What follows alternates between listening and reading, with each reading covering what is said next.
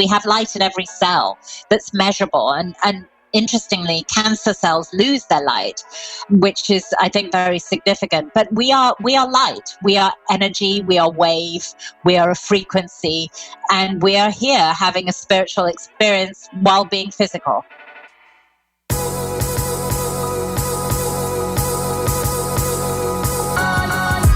You're listening to the Almost 30 podcast, hosted by Krista Williams and Lindsay Simcik. Almost 30 started as a conversation about the transition from our 20s to our 30s. But then we realized life is full of transitions. So we expanded our mission. We are an intuition-led, wellness-focused lifestyle podcast that promises to deliver authentic conversations, diverse points of view, and insights rooted in optimism, growth, and intention. The Almost 30 Nation community is a group of purposeful dreamers who are smart, passionate, and always seeking the full potential in every aspect of their lives. At Almost 30, we're making magic together. We dream it, and then we do it. Thanks so much for tuning into the Almost 30 podcast. Here we go.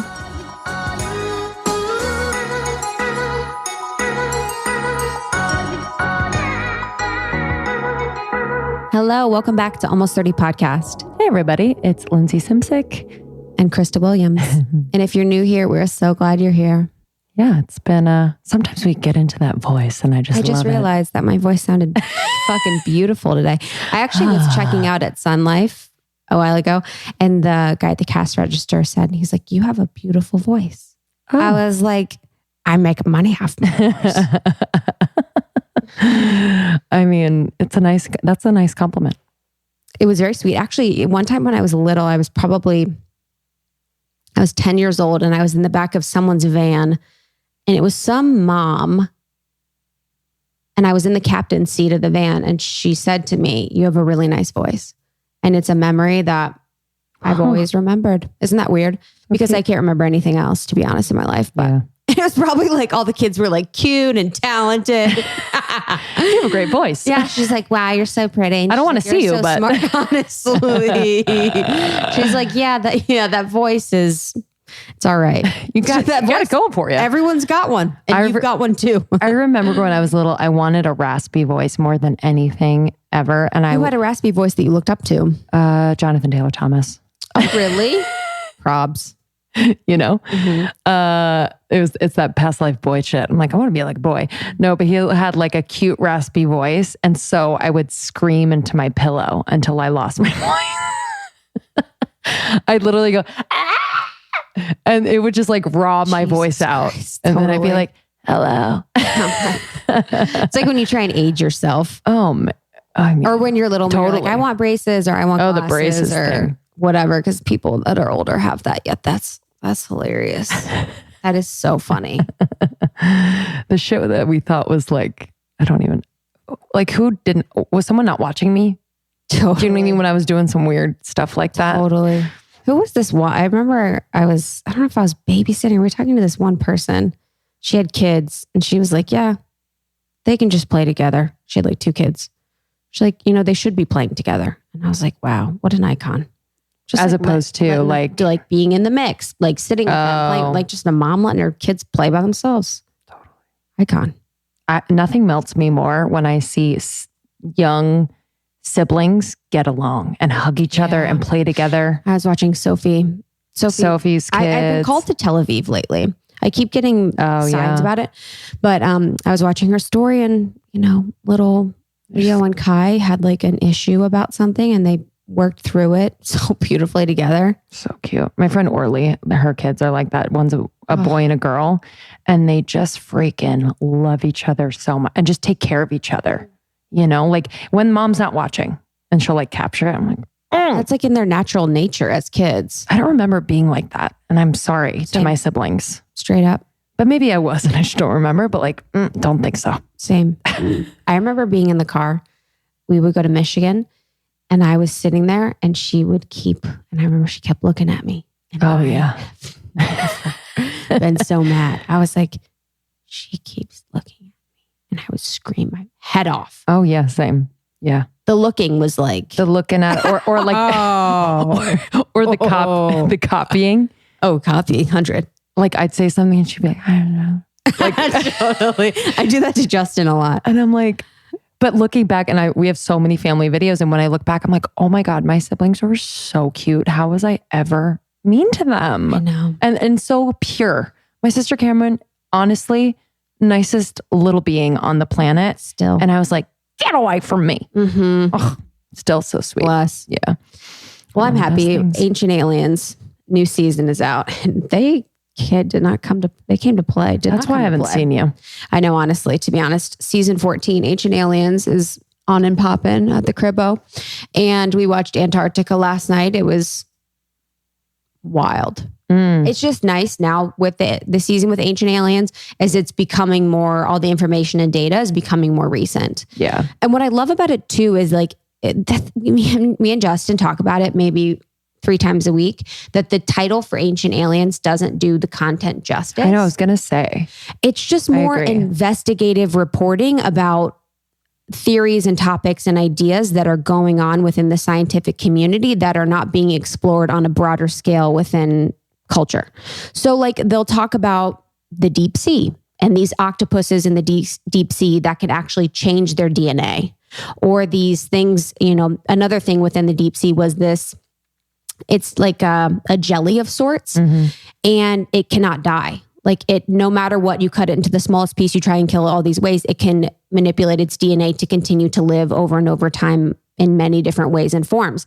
And so it explores topics like that, not saying it's like an alien, but it's just saying related to all the different technologies that could be available outside of the Earth. And they had Antarctica last night, and it talked a lot about Antarctica as this like place where there could be potentially alien portals, or there could be ways to get into the center of the Earth, or all these different things. But there have been discoveries within Antarctica of these caverns and caves that exist that you can go into that are actually 70 degrees or 80 degrees, where these life forms live in this very warm temperature. So there's just very weird things that have happened, or, that continue to happen in Antarctica that like the scientific community has been talking about in some instances, but people don't really know about.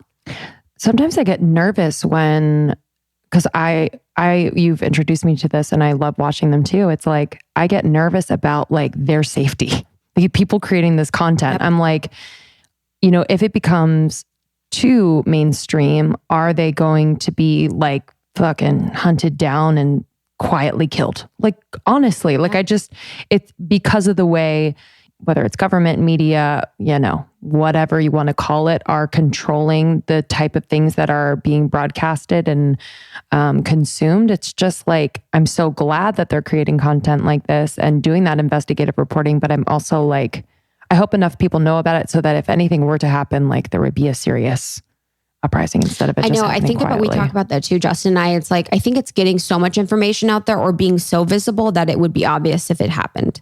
That's what, because there's a specific person in that community that I think about often is like his safety has been compromised. He talks about it frequently.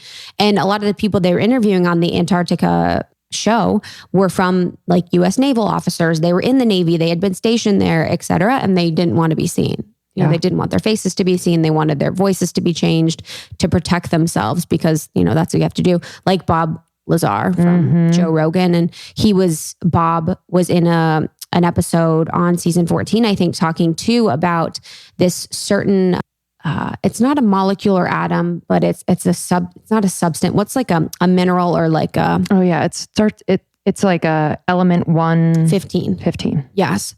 Talking about element 115, and yeah, you do. But then, what is it? What is life worth living for if you're not standing up for the truth? So, and that's me saying this as someone that hasn't been in that situation at all. So I don't know, but that's kind of sometimes what I think about. Totally. Wow. So Ancient Aliens is back. Plug you it. can watch online too for free, actually, guys. You should get them as a sponsor. I'm actually trying. I know you guys are always like, where the fuck do you get these guests? But like in the best way possible, where do you get them? But I'm trying to get a bunch of Ancient Aliens people on. I know. I'm ready. You guys ready? I keep like figuring out, I'm like watching, I'm like, okay, they'd be good. Cause you need to be a good storyteller, but it's also too, like, where do we start? Because they have so much information. So I think a lot about how my interview would change in that sort of situation and how I could really bring out the best information and be as educated as possible. Totally. I want one on sacred geometry. I want one on the pyramids. There's just so much. Billy Carson's amazing. There's just so much that we could do, but I'm really excited to like dig into that. Yeah. Let us know if you guys have anything that you want to further explore. Yeah. Anything that we haven't talked about. We would love that. Totally. What's up with you? My best friends were in town. My best friend Maddie and his husband and Michael and Carlos, we were all hanging out in Palm Springs. My gay dads who like took me in when I first moved to LA. And then Maddie is my best friend since I was in 6th grade. So it was really nice to just dance around in Palm Springs. It was really, really nice. I stayed by myself and then we went to the Ace. They stay at the Ace Hotel and I would go there during the day. I mean, just the funniest scene I've ever seen, to be honest. Like 4 bachelorettes. And right now, I guess the trend like with bachelorettes is all the bridesmaids wear black bathing suits and then the brides wear white. That is standard across the board, if anyone's wondering. Because like I didn't get it at first. I was like, why is everyone black? Like, and I was just like, what is the pattern here? And then I was like, oh, there's the bride. But they were having a blast. And we were just laying like little whales on the day bed. And we were next to the DJ who was not good at all for 5 hours. Like was playing the most bizarre music I've never heard of in my life, which is fine. I always like new music, but this was like, it was a little dark. It was a little just off on planet fucking Pluto. Yeah. And like the people who were like the DJ groupies were just freaking us out. There's and it DJ groupies? It was weird, but you would never think they were DJ groupies. It was like very bizarre. Right. But overall, it was a really good time. It came at the right time. So I've been getting a lot of sweet messages from people being like, oh my God, because I've talked briefly about that I've been dating someone. They're like, I'm so glad you're dating someone. And like, what? Honestly, it's the kiss of death. It's the kiss of death. Talking about it on the podcast. Yeah, but we're no longer dating, but everything, it's just so funny, like being at this age. And I've been just thinking about this a lot where like, if this would have happened 5 years ago or a few years ago, I would be reacting totally differently. I would be maybe resentful or blaming that other person or blaming myself. Actually, mainly blaming myself or what could I have done differently or whatever. But I mean, such a sweetheart. And it was just like not right and wrong timing and just not right. And I came out of it being like, oh, I'm so proud of myself for like putting myself out there, one, keeping my heart open to, and just like being affectionate, showing love, just being present to what was happening and not thinking too far ahead. And yeah, I think what tripped him up was just thinking too far ahead and not knowing if that's something he's ready for. And that's totally valid too. Like it also taught me to respect where people are, Yeah. It just is what it is. And it sucks. Like it's almost like it felt like I was, because I was up and down all weekend, kind of like laughing, celebrating, and then like crying in the next moment. You like see a hot guy, you're like, yeah, fuck him. I wanted this. And then at the end of the night, you're like, oh my God, alone again. Every night. Dude, I know it's the up and down. But it almost feels, it's like, it's the craziest thing. I'm in my own movie. So I'm like really enjoying being the star of my own movie in those moments. Mm-hmm. I'm like just so dramatic. Mm-hmm. I'm like, let me order breakfast by myself. Like, it's like whatever.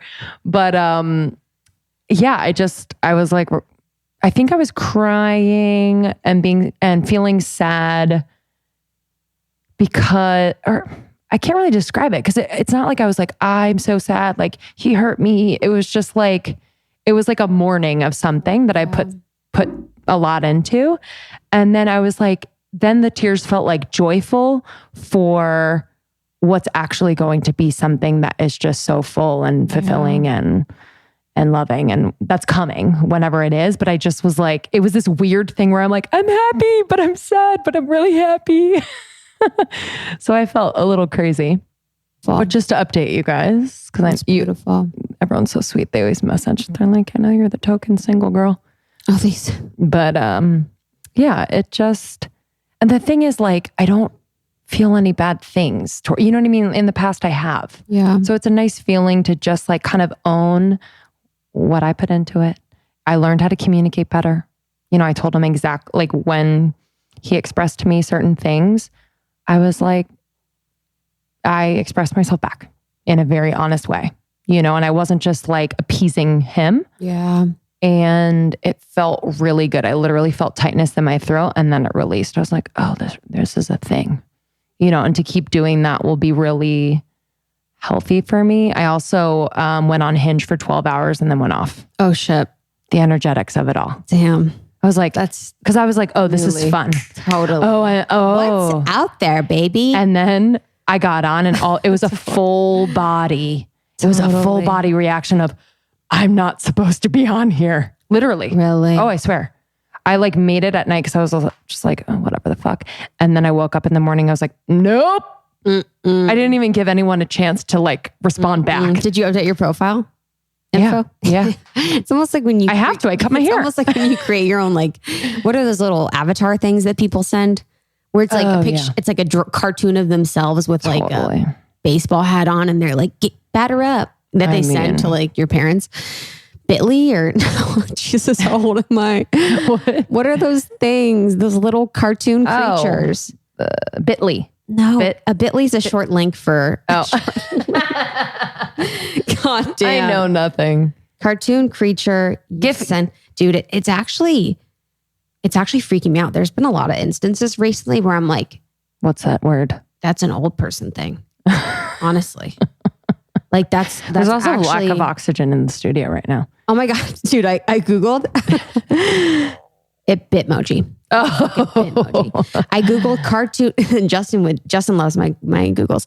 Cartoon creature you send via text, and someone had a search on imore.com. How do you do the cartoon character with your text messages? Some mom in the middle of Oklahoma literally wants to know the same thing as me. Another thing I said today too was like during an interview was another old person thing. I was like, oh fuck, I'm officially like saying old people stuff. I'm like, what's that thing where you got the cartoon character on the text and you send it to people? I mean, that's going to creep up sooner than we think. Or the kids. Well, I mean, it already has with the shit that they're using, the words that they're using. I know. I need to be fresh. Chloe. Yeah, Chloe. Need more time with Chloe. I know. She needs to make it downloadable for us only. I know. That is like all the swaggy words. She's like, on it. She already has it done, actually. Honestly, it's beautiful. Oh my God. I love that so much. Okay. I mean, that's really all I had to say. Blakeway?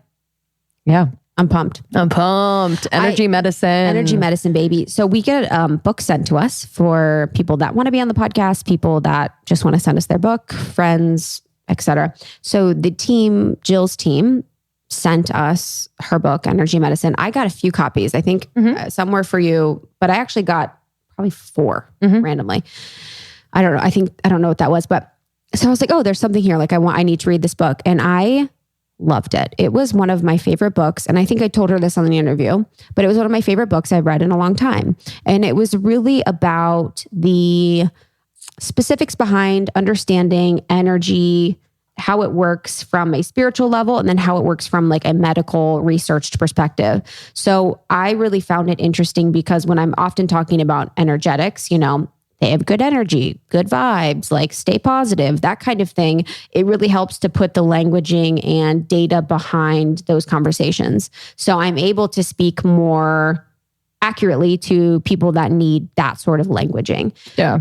Yeah. And she's just awesome. It's incredible. Yeah. It's something that we can kind of describe on a very vague level, but it was, like you said, just, it made it tangible and like also it's interesting to see what will happen in the next like 10, 20 years in the medical field, how they are incorporating more holistic treatments. And Jill refers to energy medicine, the term, as the wide range of healing modalities used to diagnose and treat illness by manipulating energy. So the vital life force, referred to as qi. And she is, a acupuncturist and traditional Chinese medicine practitioner. So she knows her stuff. And it's just so fascinating because why not incorporate, Eastern and Western medicine together to heal our physical, emotional, and spiritual bodies. Yeah, she does. She's interested in and practices Reiki as well. So for me, going through Reiki training, as you guys know, a lot of this information is interesting. So also to hear and learn about different stories about people that have healed themselves naturally through positive thought or through intention or through different energetic methods that may not be Western was really beautiful. So I think that to understand more of these Eastern modalities as it relates to healing is just awesome. And she's a true delight. Her book is really, really easy to read too. Yeah, it's kind of funny. It's like conversational in ways, and she's just like so sweet. So thank you, Jill, for being on the podcast. And if you'd like to check out Energy Medicine, it's available on Amazon now. And if you love this episode and want to share it with people, please do. That makes our day. And if you're called to rate and review on Apple Podcasts, that helps us out so much, getting guests like Jill on and so many more, and just, growing the community. Yeah, we're all about community, and we have an ambassador program just based on that. So when Lindsay and I were traveling for tour last year and then this year, we noticed that these beautiful events were happening in the cities where we went with women in the community and outside of the community that were brought in. And we wanted to make sure that all women had access to these beautiful events and gatherings and meetups. So we created our ambassador program. So we have 80 plus ambassadors all over the world that work with, Lindsay and I on a monthly basis through a call and through these other type of things. And they facilitate these beautiful events in their community based on all the pillars that Almost 30 stands for. So if you are interested in joining the ambassador program as an ambassador, you can email community@almost30podcast.com. But if you're interested in joining one of the events that are happening in your local community, you can check out Facebook. We have a bunch of different ambassador programs listed there. And then on the Almost 30 podcast website, we have all the cities listed as well. Yeah, we can't wait for you to be a part of the community. We're also on tour, so you can check out our tour dates and locations at almost30podcast.com/tour. We're on the road for the rest of the year, baby. Yeah. So come see us. Can't wait. Ooh, on and popping. So we have LA August for our Podcast Pro workshop. We have Nicole Lapin event, which is new. So if you love Nicole Lapin, you are interested in financial wellness, being a superwoman, which is her new book, come hang with us at the Riveter in September. We're going to Nashville. We have 2 events happening in Nashville. We have Ohio, Columbus. We have Philadelphia. We have Washington, D.C., Miami, 3 shows in New York, and then Chicago. Australia. So Sydney and Melbourne. Australia.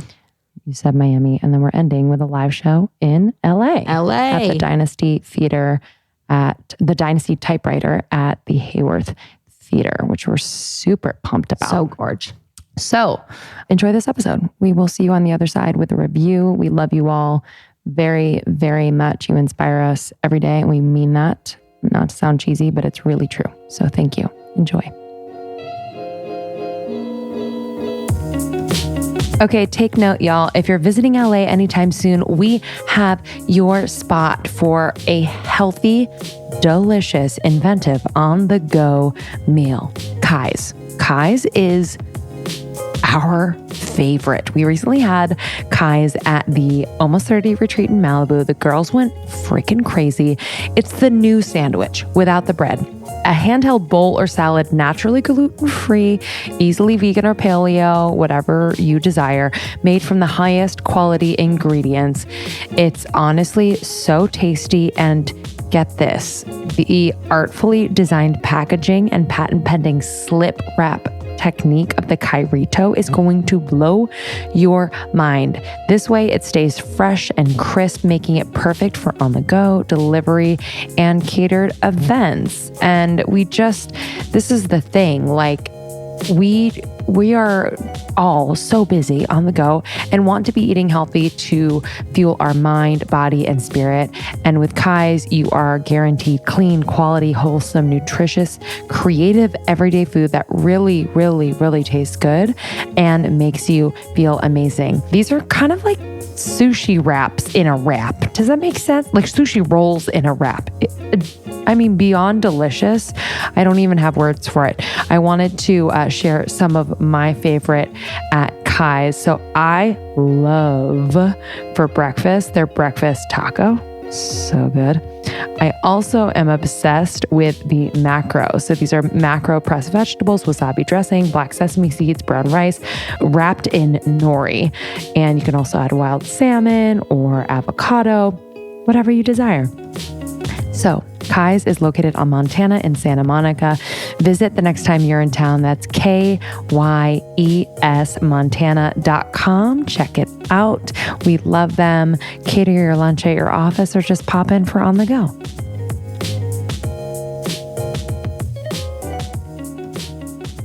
So we got shared your book by your team a few months ago, and we get a lot of books, and I have read your entire book, and I have dog-eared it and bookmarked it, and it is my favorite book I've read in a very, very long time. And I am no one to be excited about knowing it's a good book from, but it is so beautiful. And it is so, I just feel a connection to you actually, just in the way that you write. And I really have been looking for a book that can help me describe energy in a scientific way, in a way that people will understand, in a way that I can understand and I can intellectualize. And I've been doing more work in the Reiki space and the energy space, and just understanding it more through your teachings and your learnings, and the science of the Eastern and Western throughout your book, Energy Medicine, is incredible. So I'm just so thankful that you wrote it, and I'm so thankful that I got it, that I was able to read it. Thank you so much. That's the feedback I'm getting from people, is that they were waiting for a book to explain this. And of course, I wrote it because I was trying to explain it to myself. I was trying to explain me to me in some ways. I knew I was an effective acupuncturist. I don't think I'm particularly special. I think there are lots of effective acupuncturists out there. And I wondered, why does it work so well? And I started to ask the questions that I think a thoughtful practitioner asks, like how much is placebo, and who's doing the healing, and does the patient heal in response to a prompt? And if they can heal in response to the prompt of acupuncture, can they heal in response to other prompts, like placebos, in fact, but also hands-on healing and things like that? So I had lots of questions, and I was thrilled when HarperCollins sent me off around the world to answer them. And I, as you know from the book, this is part memoir. I sort of dig deep into me, but also I talk to healers and scientists and all sorts of people and ask them, what is the energy that heals us? And the answers I got, as you know, were very revealing. Yeah, it was almost like everybody that we or that I read in here was like, oh, I'd love to. I mean, the people that you talked to were so in it, and so like, you have to be in this world on another level that I wouldn't even understand, being in the health and wellness space, to know these healers and people that you talk to. And I was just so blown away by them. And I do want to make it clear just for our listeners. So what stuck out to me the most and why this book is so important is because as energetic beings, as healers in our own right, if you are in the healing space as someone that, says you're a Reiki master or a Reiki healer or an acupuncturist, or even just a person living in this world, as a spiritual person, I do find it hard to explain energy, to explain why it is that we can heal ourselves. We can be healed by others just by touch and outside of, pharmaceuticals. So having what you wrote about in the book is super important. And there was so much takeaway from it. But I just wanted to make sure that that was very clear to our listeners, that that was a lot of what it was about. Yes, and I wanted some concrete evidence too, because our field becomes somewhat anecdotal if we're not careful. And there are anecdotes in the book, but I wanted to understand the meaning of them. So I wanted to understand, you mentioned Reiki. And one of the interesting things about Reiki is that the frequency that comes out of Reiki practitioners' hands is measurable, and it's an unusually low frequency. And one of the things I found in the book as I did my research was that some of the best orthopedic hospitals in the world now put a low electrical frequency through broken bone because it heals the bone and soft tissue quicker. And interestingly, it is the same frequency that Reiki masters and Reiki practitioners emit from their hands. And I also looked at some research from Japan. As you know, I went to Japan for quite a long time for this book, but I looked at some research into Qigong masters, who are the Chinese medicine version of Reiki masters in a way, although it's a more contemplative tradition. And they have fields that come out of their hands that are 1,000 times bigger than the normally biggest field in the body, which is the heart. Their training has meant that they can do that. And, you know, the question I asked is, well, then what does it do? And I wandered around asking people and trying to look for things that were measurable, because I think that's something that people are interested in. The anecdotes are fun, and the stories in my book, I had so much fun telling them, but I wanted some concrete evidence. And I think the combination is what was my aim. I completely agree. And the concrete evidence definitely helps in, you know, while we believe it wholeheartedly and we kind of are in a community where people believe it, but to explain it to people outside, it always is so helpful to have that evidence and kind of the science behind it. Before we dig in, because there's so much to dig into here, I'd love to know how and why you got into this work. You know, I'm always interested in how people find alternative forms of medicine.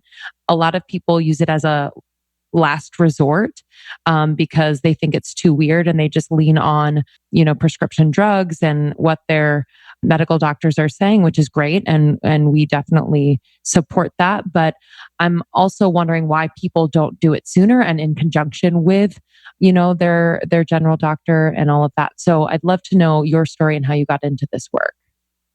Well, I got into being an acupuncturist the way a lot of acupuncturists of my generation did. I've done this for 25 years. So I had acupuncture and was amazed that it worked. And I tell that story in the book, that I had a series of chronic health complaints, and acupuncture is particularly good actually for dealing with those. And someone in a health food store recommended I see an acupuncturist, and I was kind of blown away. And that set me on my path to doing a master's in traditional Chinese medicine and then eventually a doctorate. But in the book, I also described that I was always an intuitive kind of person, and that I thought that came from my childhood, that I had a somewhat frightening childhood. And in the book, I say that because I met a lot of wounded healers along the way, that I think there is a connection, that people who were traumatized during their childhood nurture a sense of premonition that eventually becomes their intuition. And I met a woman, I mentioned her in the book, who teaches a lot of the psychics out on Long Island. I didn't look at psychic phenomena much in this book, but she's a big teacher of psychics. And she told me that most of the people who were really good at channeling had some kind of childhood trauma, which I think is interesting. So I was probably an empathic, sensitive person to start with, but I really found myself in Chinese medical school because it's an interesting academic study. It's the sort of very academic end of energy medicine, if you like. It's a whole different frame of reference. And so you learn another culture's frame of reference. And I said in the book that somewhere in the middle of my studies, because as an acupuncture student, you go backwards and forwards. You learn physiology and toxicology and biophysics and chemistry and anatomy with cadaver and things that would be recognizable to a Western medical student. And then you're a bit like you're at Hogwarts all of a sudden, and you're doing acupuncture point location and herbal formulas and things like that. And I realized that I was struggling with something that science has struggled with, which is the relationship between energy and matter. And that there was a time when philosophy and science and healing and medicine were all intertwined. And then Western medicine went off on its own path in some ways and became rather more mechanistic. But most ancient cultures have a concept of the energy that enlivens us. They call it, pneuma in Greece, or the breath in the Judeo-Christian tradition, or prana in Ayurveda, or qi in Chinese medicine.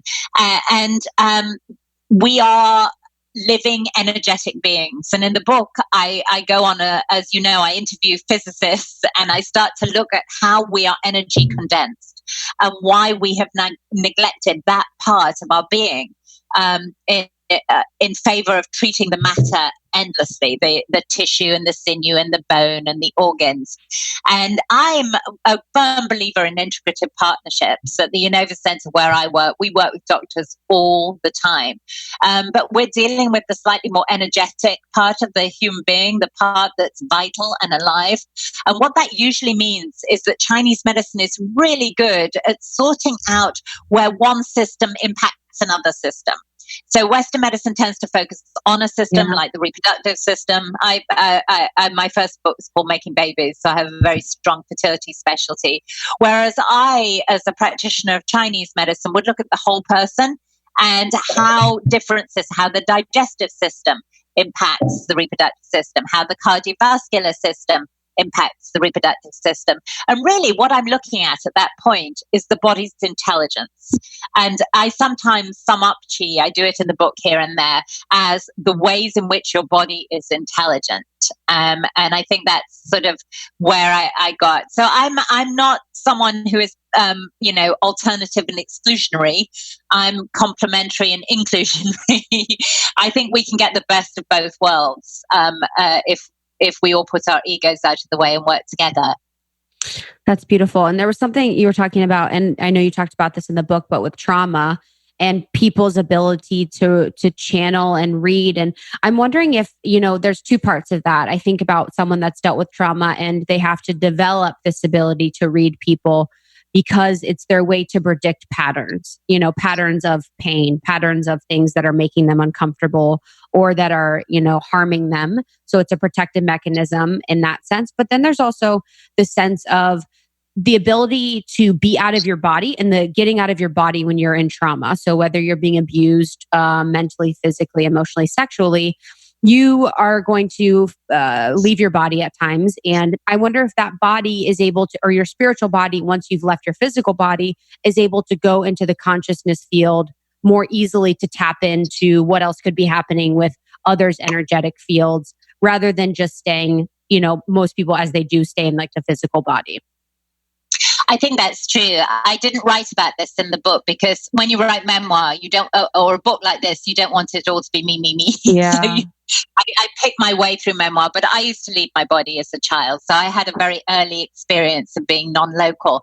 And when I say that, the most surprising people tell me the same thing. And in the book, I looked at near-death experiences. Yeah. My mother had a near-death experience and ways in which our consciousness is bigger than our body. And the greatest example of it I saw was in Japan. And it was sort of interesting because this book wrote me rather than I wrote it. The path opened up in front of me. I didn't necessarily know who I was going to interview. I've been steeped in this world for a long time, so I had a rough idea. But I didn't know where I was going, and I didn't know I was going to Japan.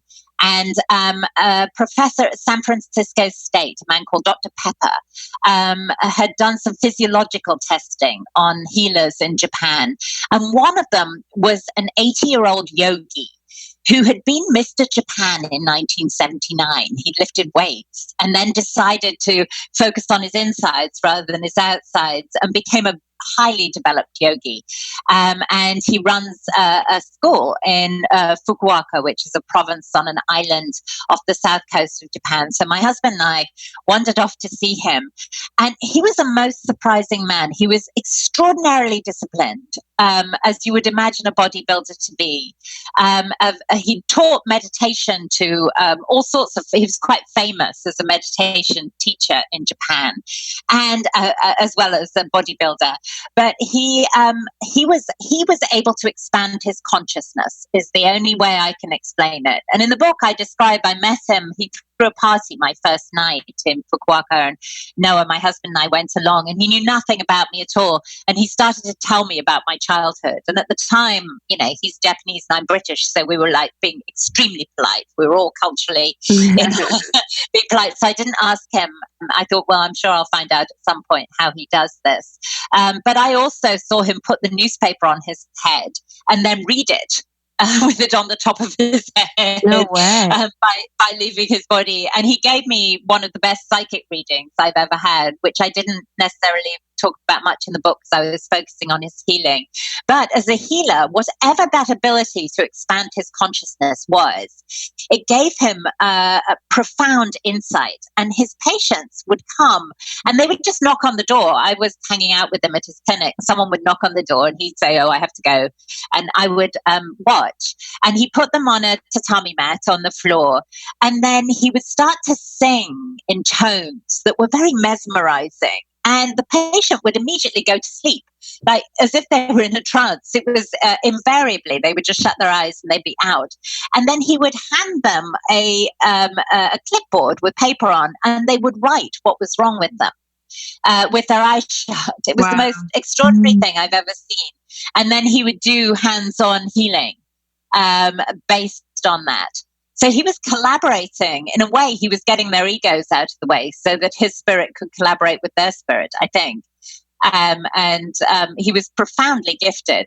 And at one point I said to him, Sensei, I called him Master because he was extraordinarily gifted. And I said, I'd love to come back and study with you. And he's 80. And he said to me, oh, don't worry, you have plenty of time. I'm going to live till I'm 110.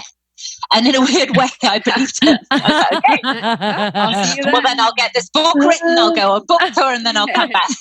Wasn't his voice really bad? Like, wasn't it very, when he sang, it was very dissonant?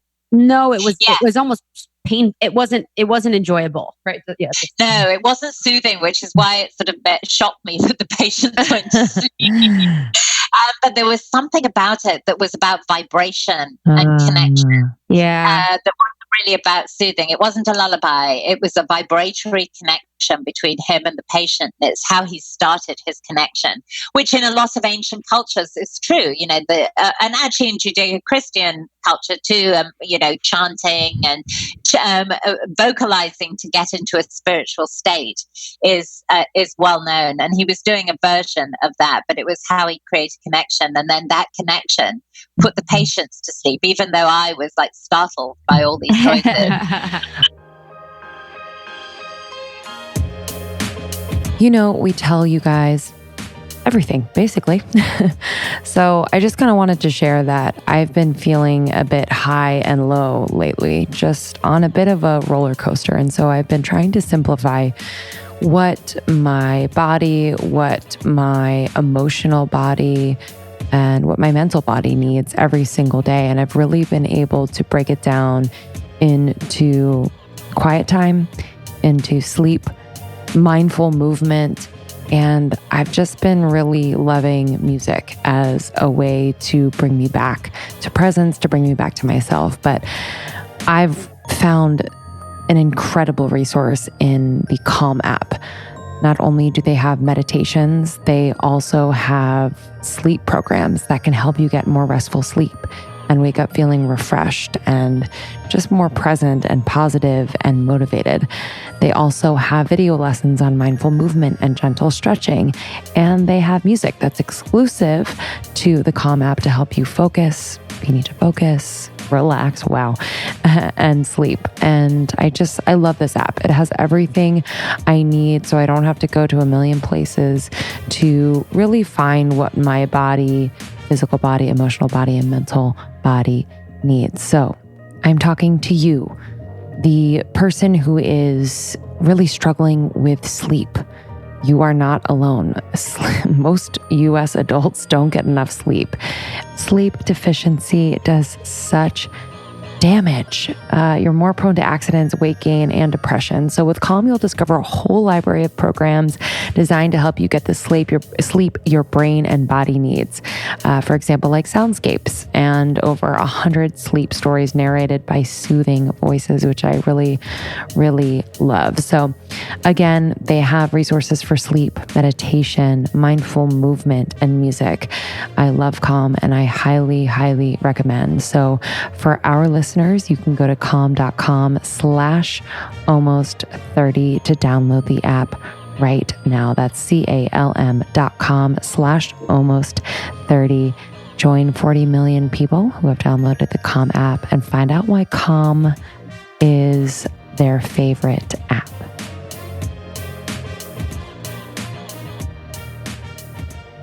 You mentioned those patients would write down what was wrong with them. So I'd love to talk about, our ability to self-heal and what's stopping us from self-healing and how, are there practices that we could be doing every day to get more in tune with that ability? Yes. Towards the end of the book, when I get back from Japan, I tell the story of Madhu Ansiani, who is in California, like you are. And when Madhu was 23, he fell out of a dorm room window and broke his neck. And he had a very serious spinal cord injury. It was 99% severed. And he was told that he needed to accept that he was going to be a tetraplegic for the rest of his life. And he said to me, Jill, I'm paraphrasing, but he said, Jill, I wasn't stupid. I knew that was a distinct possibility that I would be in a wheelchair for the rest of my life, but I never allowed it to permeate my being. And I focused on feeling joy. And I thought that was remarkable considering how young he was at the time. He was only a 23-year-old college student. But he had been a student of Dr. Pepper at San Francisco State University. And he had witnessed these Japanese healers when they were testing them. So he had some sense that people could heal in remarkable ways, and he'd seen it. So he had hope. And what Madhu did was he lay in his hospital bed and he made a sound. And he felt it throughout his body, even though he was paralyzed. And two things struck me about that. One, it's quite hard to make a sound when you have a spinal cord injury because your diaphragm doesn't move easily. So it took effort. And two, he had the common sense to realize that if he could feel it in the body, he could no longer feel anymore. He had some nervous system left. So he started to tone. And people taught him mantras. And in the book, we talk about the power of different mantras and what they do to the brain. And someone bought him a prayer wheel, and his dad would hold him up and hold his hand so that he could move the prayer wheel while reciting his mantras. And at one point, a nurse said to him, "You have to stop all this, Madhu, because you need to focus on being the happiest tetraplegic you can be, rather than having this false hope." And he told her, "I'm going to walk out of here," and he did 3 months later. And the reason I love that story is that he didn't do it alone. He needed Western medicine. As I said, it focuses on matter. It focuses on tissue and bone and sinew. He had long operations at UCSF, which is one of the best neurological centers in the world. He had occupational therapy and physical therapy. He had a Reiki master. He had the love of his family. But there is no doubt, and I hope I got this across in the book, that Madhu played a really significant role in his own healing. And there were two things that stood out. One, he created vibration, a healing vibration. And two, he allowed himself to feel joy in a very dire situation, and he maintained belief in his body's ability to heal. And I think that's what we learned from that story, and why I enjoyed telling it. I devoted almost a whole chapter called You the Healer to that story because I thought it was really significant. Because of the way he healed himself with vibration. Yeah, and just side note, we did ayahuasca recently, and in one of my ceremonies, that was like the main message, was that my singing or the tones, the humming, was part of how I would heal myself in any situation. And I feel that so much, just like anytime that I need to self-soothe, and it doesn't have to be like a big illness, but there is something to that familiar vibration that makes your body feel more at peace and at home rather than out of control. Well, as you know, when you do ayahuasca, the Icaros are extraordinarily important. Yes. And the Icaros, for people listening at home, are the songs, traditional shamanic songs that are quite otherworldly. And they have different songs for different things. I was once doing ayahuasca and was violently sick, which happens sometimes doing aya. And I noticed that the shaman kept bursting into a different song whenever I vomited. And the next day I said, "Do you have a vomiting song?" She said, "Oh, yeah, no, I do. I have a perfect song." And I was like, "I thought so. I could just tell every time I throw up in a bucket, you changed your song." But again, the Icaros are partly to hold your attention, as you know, so that you don't wander off. But they're also vibrationary and a really important part of ceremony. Yes.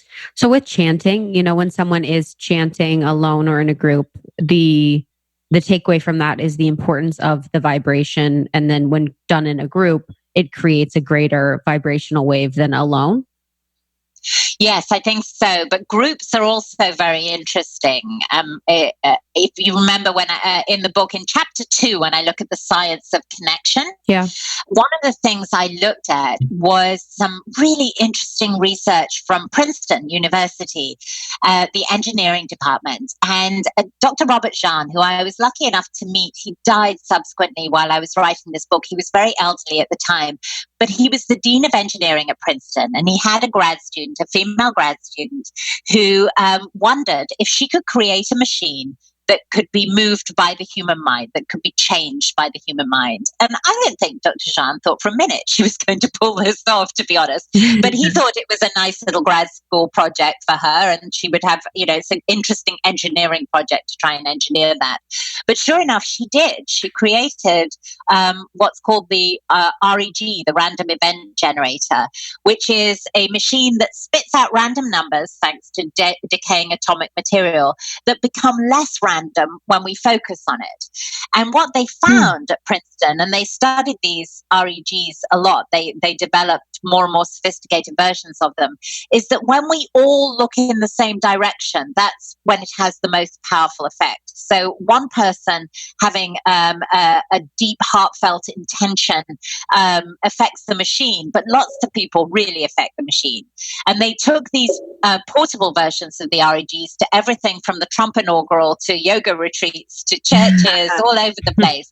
And one of the things they found was that when we connect through compassion, we make the strongest connection and love. And so yoga retreats and churches and religious services and meaningful shared experiences like that.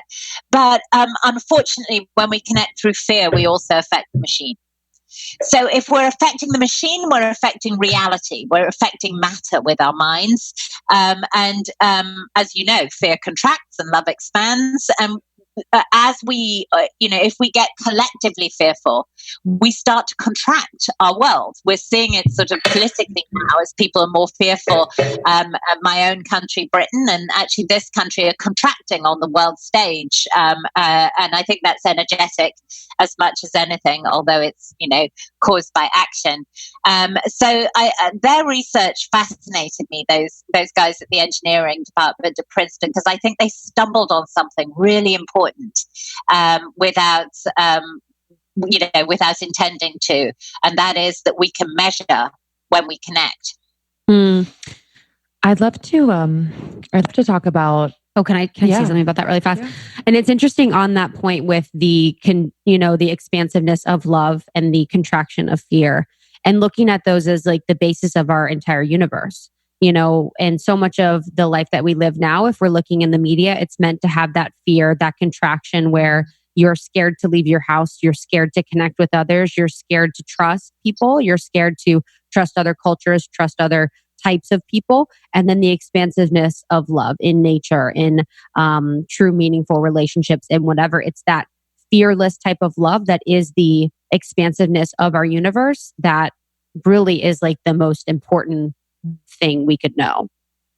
I think so. I think so. When I got to the end of the book, I asked everybody, what is the energy that heals us? And there is a man in the book in chapter 4, and we'll probably talk about it a little bit more, but he was Dr. Bill Bengston at City University.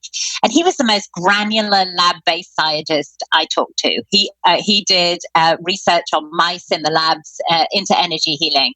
And so when I asked him, I expected Dr. Bengston to give me an answer that involved particle and wave and frequency and lots of things I would have to translate for readers.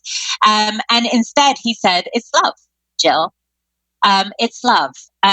Healing energy is love. And I thought it was interesting that the most sort of hardline scientists that I looked at for this book came to the same conclusion that we all had. And for my own part, in the treatment room, as you know from the book, I submitted my body to science at one point, and I had an EEG of my brain and an EKG of my heart done while I was treating patients to see what happened inside of me. And what happens is that somehow I had taught myself, and again, I don't think I'm particularly special. I think I teach you how to do this in the book. I reverse engineered it for readers of the book. It's not hard to do, but I had taught myself to put my heart and my brain into frequency with each other so that they resonated at the same frequency. And then interestingly, the patient's heart goes into the same frequency as mine. And that, I think, is where the magic happens. I think that's when information gets transferred from me to the patient. And I don't think I send it. I think they take it. I just become a conduit by resonating from my heart. It's a very sort of yoga concept in some ways. And I do it by controlling my breath. And then my heart and my brain resonate, and my heart opens up, and the patient's heart goes into the same frequency as mine, thanks to something called mirror neurons.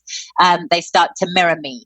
And when we're all in the same frequency, it would appear that is when information gets passed, and they take the healing information they need through me rather than from me, I think. Is that when you do, so to get into that state, this is something I've been thinking about a lot, is that when you do the flipping of the imagery in your life that makes you feel love? And then you're able to get on that frequency that matches your thought process of that imagery of, your husband or your partner or, a time in your life where you loved, and then you're able to more easily match the brain and the heart frequency?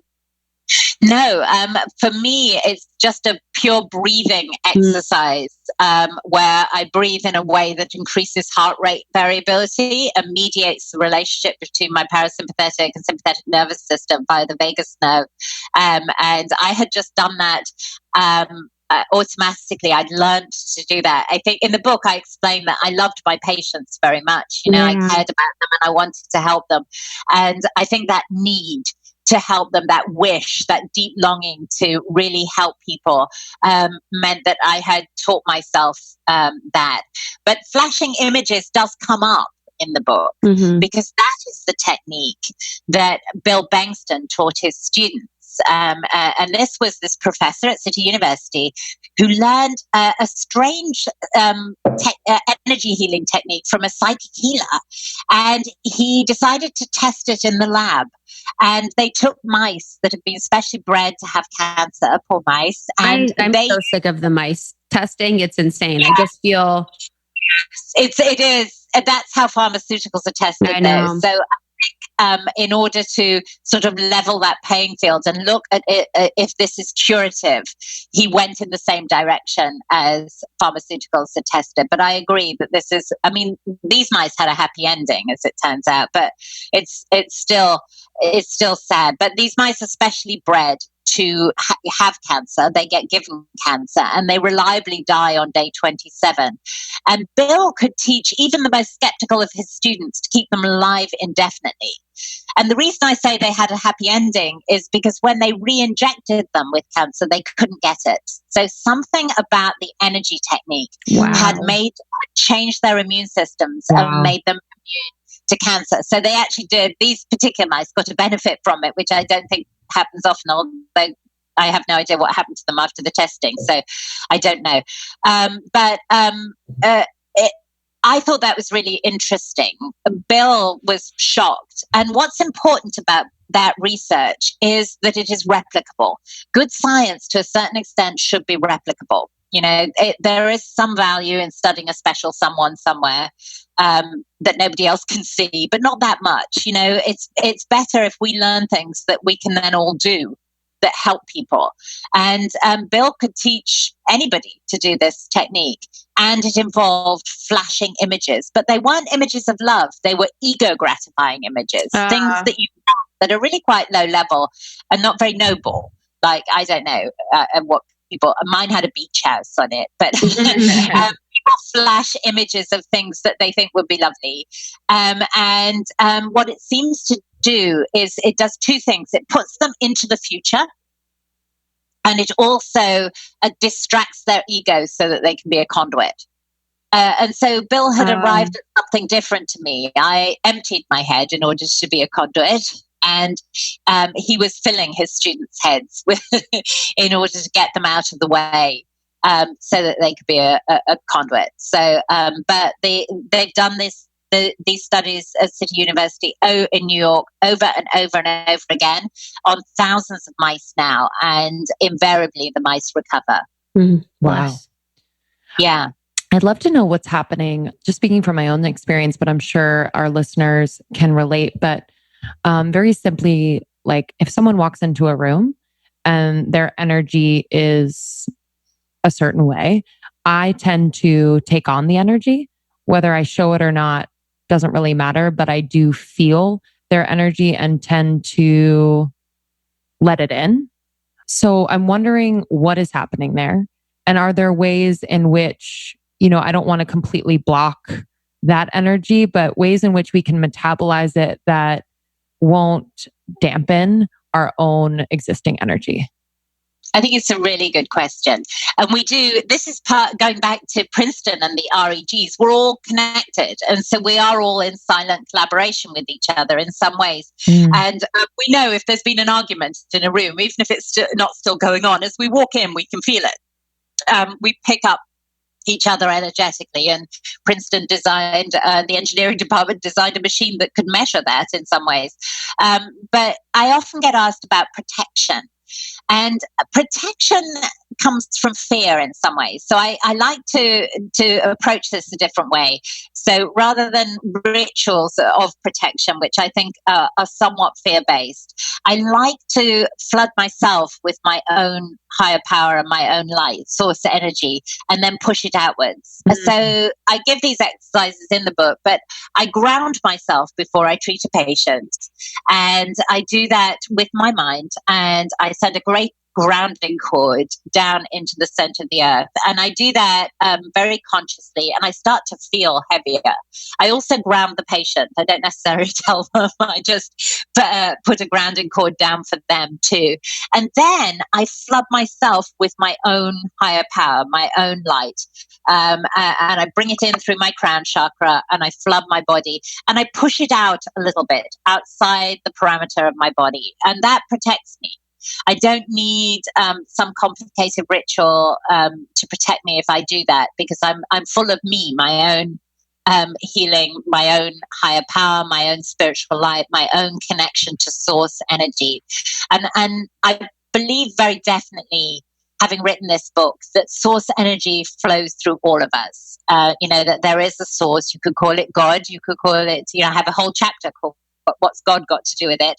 But there is a shared source of energy that comes through us all.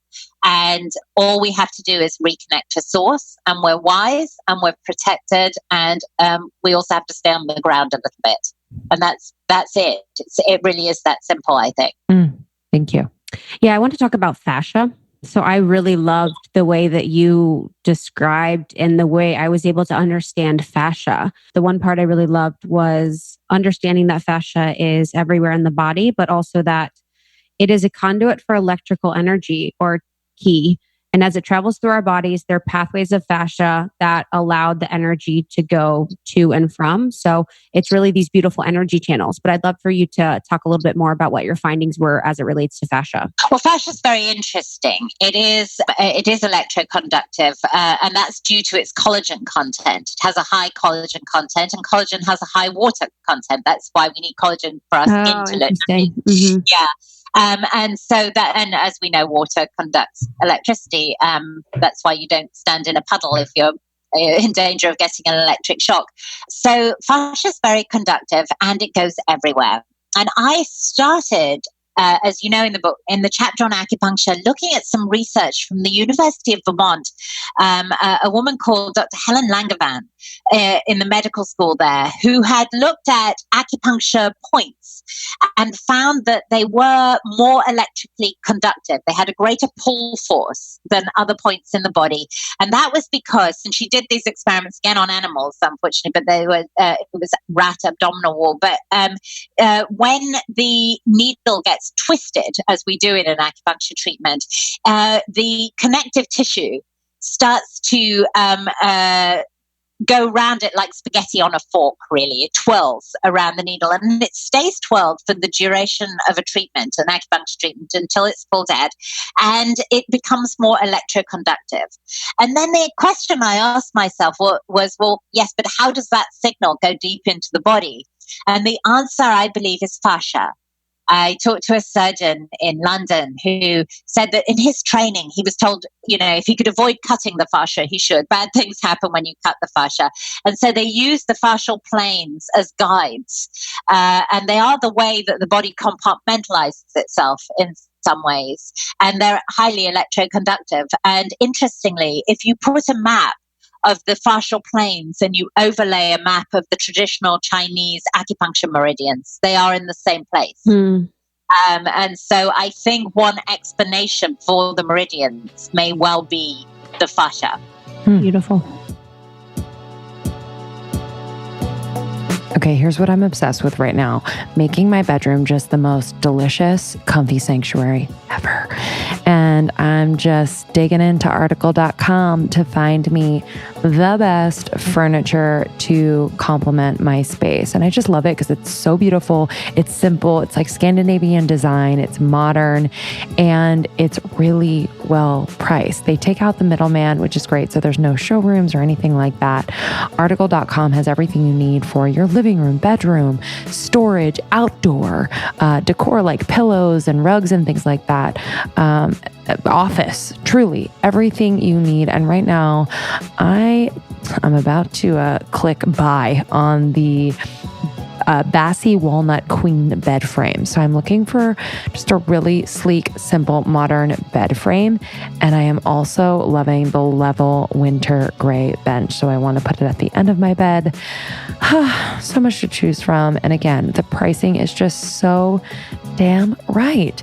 And I love it because they focus on the quality of the products. Okay. I'm not into buying like cheap furniture anymore. Okay. I'm in my 30s. I got to start thinking about this because I want to be able to like bring this furniture with me when I move into my next place or with someone. I don't know, guys. And what's great about Article is that no matter how many items, every order is shipped at a flat rate of $49. You serious? And you have a 30-day return policy, which is great. You get the best customer service in the biz with Article. I have experienced that firsthand. They are just so nice. I love them. Article.com/almost30 gets you $50 off your first purchase of $100 or more. What a deal. So that's ARTICLE.com/almost30. That'll get you $50 off your first purchase of $100 or more. Okay, when you're eating a meal, breakfast, lunch, or dinner, how often do you crave like a dressing or like a sauce or like a mayo to put on or like a little oil? Tell me, because I do. Chosen Foods has it all.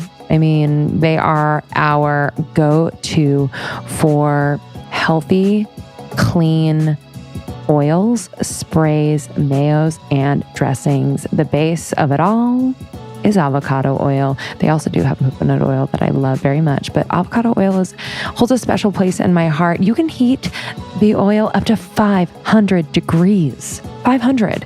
And most oils you can heat up to 350, and then they start to release toxins after that. So take note.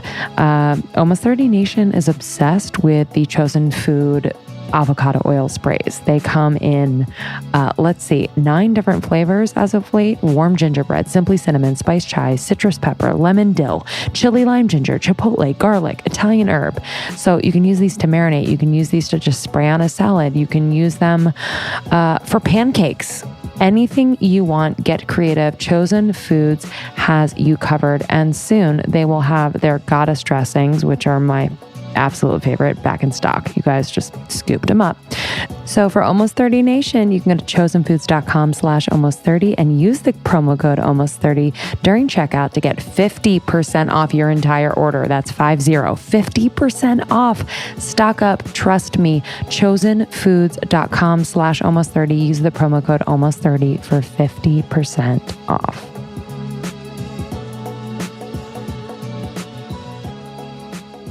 With the fascia, do you think that has involvement in when people get sick because of emotional trauma? Sorry, I'm trying to articulate without making it a blanket statement. I don't mean that every sickness is caused by emotional trauma. However, I do believe there's some connection. So is the fascia kind of the communication line that creates that sickness, or does not create the sickness? I think in part, and it may well be the root out. One of the things that I looked at in this book was, there's a concept in traditional Chinese medicine that's been a concept for thousands of years, that when qi doesn't flow, we get sick. Or we experience pain. And I do think that emotional trauma can also create that kind of stagnation. And that's part of Chinese medicine, that, they would say that obviously you can have a trauma like you can have an accident and an injury, and that creates stagnation of qi. But you can also have emotional injury creating stagnation of qi. And I interviewed a spiritual teacher called Kieran Trace in the chapter on God. And she could actually see pain bodies, is what she called them, but areas of stuck qi, where how she described it was, if we have an experience we can't make sense of or we can't process, we put it somewhere in our body and then we don't go back to it. And I tell this story in the book, but I regularly treat a patient and I pop in an acupuncture needle and they suddenly out of nowhere start to cry. And they say, Jill, I don't know why I'm crying. And I say, I think, memory is cellular. And there's evidence that shows that now. And I footnoted in the book. And I think I just tap into an area they haven't gone back to. So what that has to do with fascia is, I think the acupuncture signal travels deep into the body through the fascia. And so it's a way of unblocking these pain bodies, these areas of stuck tissue that over time become more and more dense and less available as we don't revisit them energetically. Beautiful.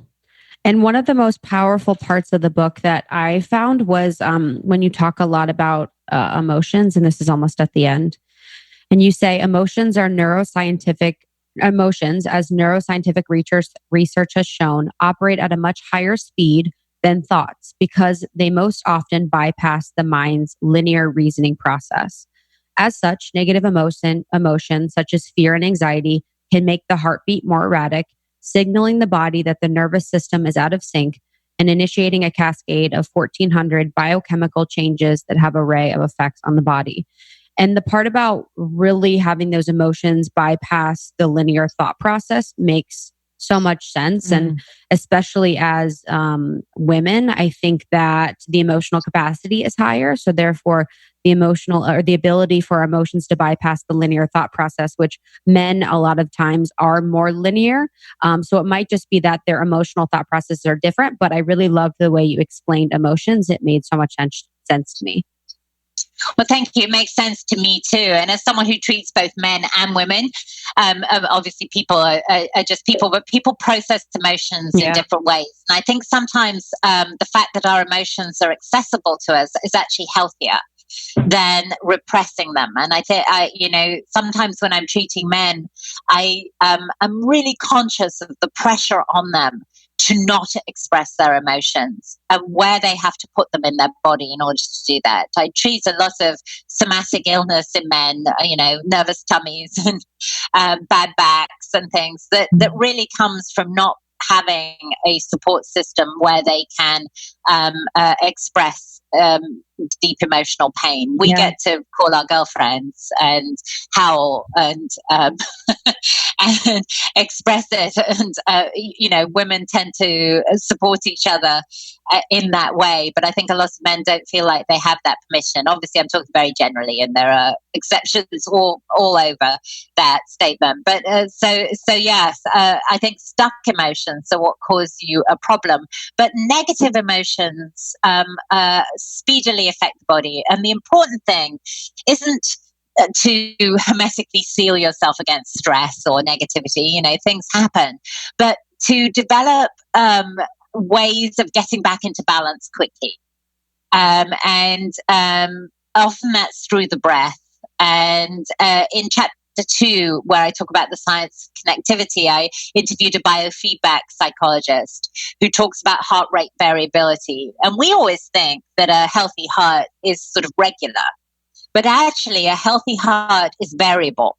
And the more ability to be variable, the healthier the heart. And that variability is used so that when you go into fight or flight, you don't stay in fight or flight for the rest of the day, which happens. We carry our stress with us. When you've dealt with whatever the small fire was that you put out, hopefully small fire, the ability to go back into a tranquil state or feeling safe depends on heart rate variability. And so training yourself through breathing exercises is the way to go. I became a much deeper proponent of breath work, having worked on this book, than I was before. I think I dismissed it a little bit. Yeah. And then I talked to the experts and I realized, we're controlling a lot through our breath. Yes. And it's important. I'd love to touch on, I'm just through my curiosity with the energetics of food and herbs, and how it affects our body physically and energetically. Krista's vegan. I'm mainly plant-based, but I do eat like wild fish. But I'm just kind of curious about like what you've found in your research and just in your experience. Well, in Chinese medicine, all food has different energetic properties, and that's true for herbs too. And that's why, incidentally, we use whole herbs as practitioners and not synthesized extracts of, the whole herb has an energy all of its own, and the energetic property of it is as important as the chemical constituents to us as herbalists. But food also has energy, and it loses that energy when it gets processed, or if it's an animal product, when it is in pain or distressed, it affects its energy. So in Chinese medicine, we would say that leafy greens in the summer take in the energy of the sun, and as does corn, say. But if it gets extruded into a cornflake, I don't quite know how they make cornflakes, but presumably they press them and grind and extrude. It loses the energy it took from the sun. Root vegetables bring their energy up from the earth, which is why they're full of minerals, which is why we eat them in the fall to store up for winter. And if they get heavily processed, they lose their mineral content, as you know, and also their sort of energy. And in Chinese medicine, as well as in things like macrobiotics, different foods have different energies. So you can eat different foods to heal different things. So some of them are warming, some of them are expansive, some of them are contracting. And it's often quite obvious, like a lemon astringes and contracts, which if you suck on a lemon, everything goes. So, that would be a good thing to eat if you need to contain a little bit or hold up. And some warming grains you can feel it as you have grains for breakfast. They are expansive, yeah? So they're somewhat stress relieving. So if you feel like a pressure cooker, a bowl of warming grains will feel expansive and nourishing.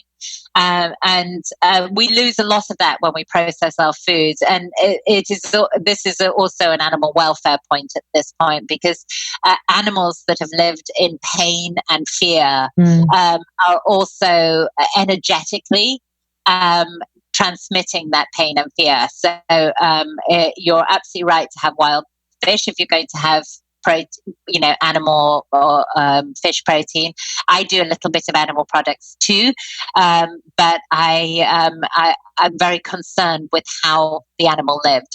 We have a house in upstate New York, so we tend to know our farmers, and we know who are humane. I used to do a podcast called Grow, Cook, Heal for CBS, which is still out there, where I talk to people who grow our food and produce our food, and then I cooked with people in their kitchen and asked them to cook things that were nourishing, and then we did a healing segment at the end of every show. I did that every week for a year, and so it gave me a chance to get to know all my local farmers and know who I should be buying meat from and who treats their sheep really well. I interviewed a shepherdess on that show, an English shepherdess, and she was lovely. And I said to her, this may sound like a really stupid question, because, what do you ask a shepherdess? This may sound like a really stupid question, but, do you know these sheep individually, or are they just a flock to you? And she was like, oh, no, I know them very well. I know their mothers. I know their struggles. I know their personalities. And it was just so sweet. And then she started to tell me about different sheep. That one had a horrible time in labor. I was with her all night. Instead of she was in so much pain, but we got through it together and things like that. And I thought, well, I would always, if I was going to shop anywhere, I would shop here.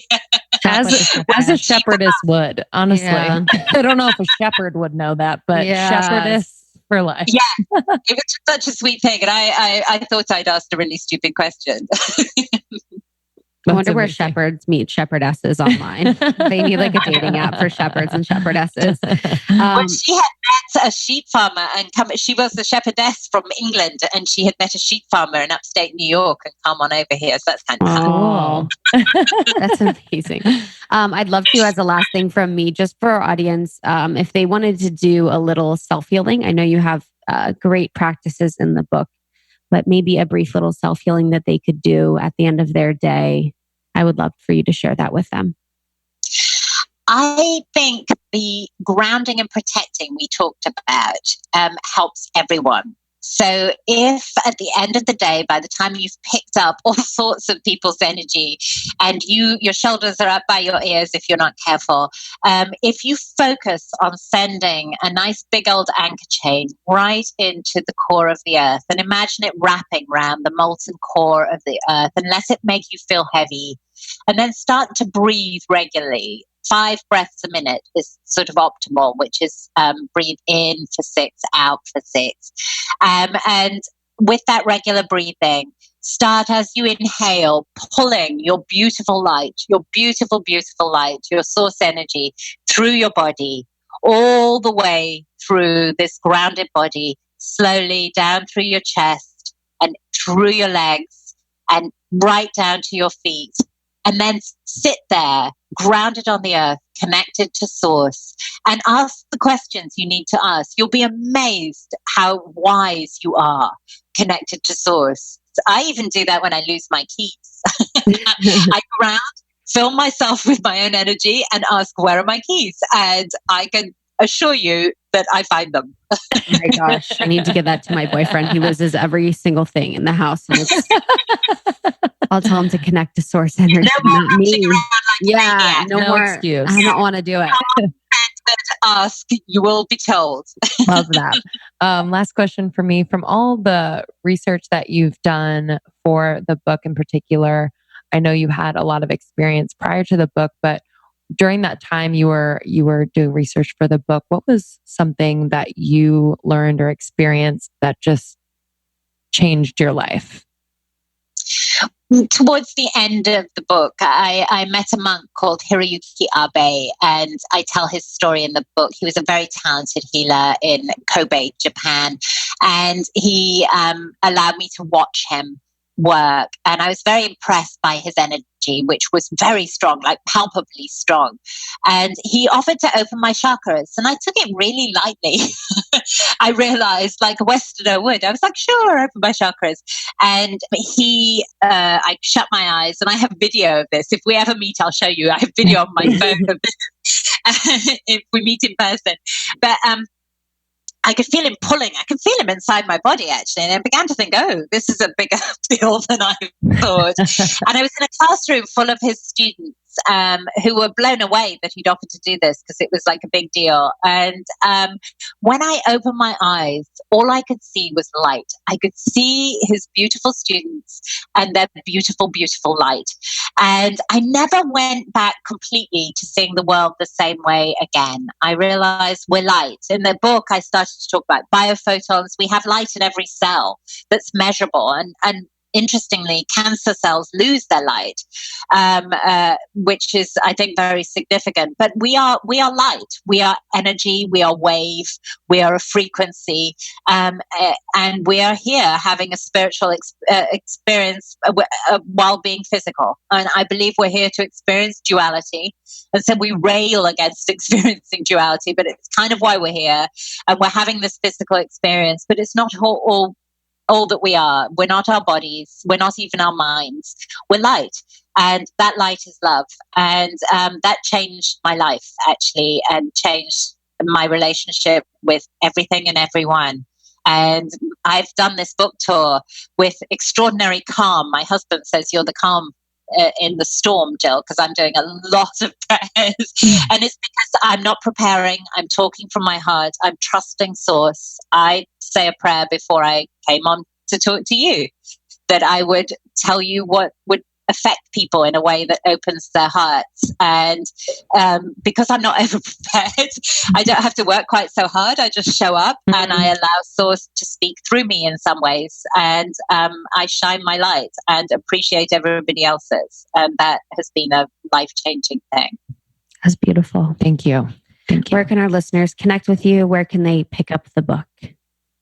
Well, you can get the book everywhere at the moment. It's in all good bookstores, and I'm a big proponent of supporting your local independent bookstore. And but it's also online.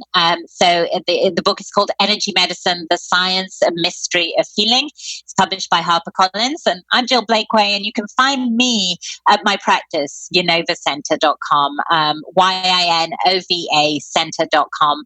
We're a practice in New York. I have 18 talented and awesome colleagues. We're a lovely big practice of like-minded practitioners, and I still practice. I still see patients.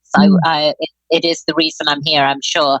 And so I'm in the clinic when I'm not talking to you. You have to come when we're in New York. Yeah, we'll truly. come see you. Come have tea. We have lovely, that's made by some beautiful, heartfelt women in Brooklyn. I'm big into the energy of things, as you know. It's made with a lot of love by two young women in Brooklyn, and we have this lovely YINOVA tea. I will make you a pot of tea. Oh, we would love that. It's a date. Thank you so much, Jill. This was such an honor, and we loved speaking with you. And I know our community is going to be really excited. This is some very valuable information that they can take with them and start using right away. So thank you. Yeah. And congratulations on writing such an amazing book and an amazing book tour. Thank you so much. And thanks for reading it. I really appreciate it. It's right by my bed. I've really, really enjoyed it. And I'm going to go back to it many a times. Thank you so much, Jill. If you guys want to pick up Energy Medicine, you can at Amazon. It's such a good one. I recommend. Yeah, it's a great bedside table before bed. Just get a little Let me know if you spiritual, want it, little science. Send it to you. It's great. Every book. We have a post in the secret Facebook group that we just wanted to share. So cute. From Kristen with a C. She says, yo, can we all just take a sec and feel the gratitude for how wonderful this group is? You've all helped me during some of the most difficult times I've had to deal with this year, and I've never even met any of you. So much love to all of you. I didn't know about any of you, but I used to really struggle. She says, I don't know about any of you, but I used to really struggle with trusting other women. I'm so thankful to be a part of such a positive and powerful outlet. Same. Hundreds and hundreds of likes. So beautiful. Yeah. Thank you so much. And those amazing conversations are happening within the secret Almost 30 podcast Facebook group. There are a bunch of women who are conversing on health, wellness, spirituality, entrepreneurship, personal relationship problems, whatever it is. We are here for you, and you can find it on Facebook. Yeah. Thank you so much for your support. We can't wait to see you on tour. Check out almost30podcast.com/tour. Follow us on Instagram. We have a fun gram that's funny and inspirational, and we'll keep you up to date on all the things. That's at almost30 podcast. I'm at Lindsay Simsick on Instagram, and Krista is at 100 blog. I post periodically. Almost at 100K, baby. Oh yeah, for almost 30. Let's do it. What should we do to celebrate? Give everyone $100. Post our asses. All right, y'all. Thanks so much for listening. We appreciate you and love you, and we'll see you next time. See you soon. Bye.